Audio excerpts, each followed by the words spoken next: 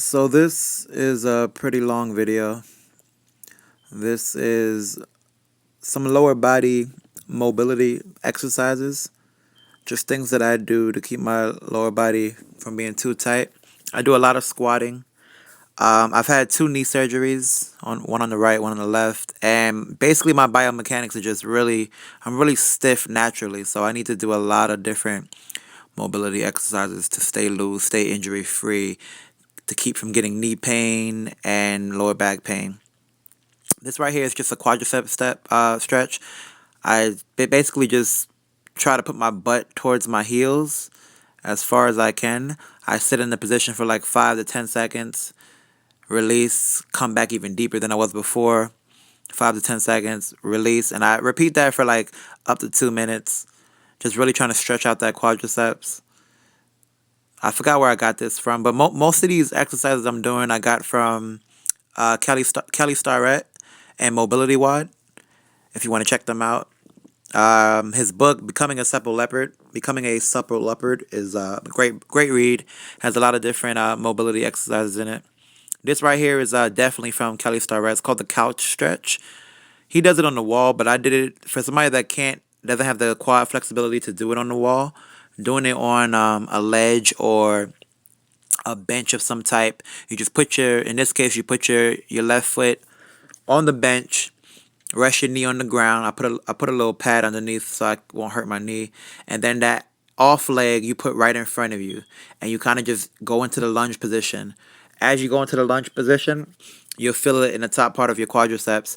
Once you get to that top part, that lunge position, keep your back straight, keep your core tight and rib cage down, and start moving back towards your heel, really opening up that anterior quadriceps, that anterior hip.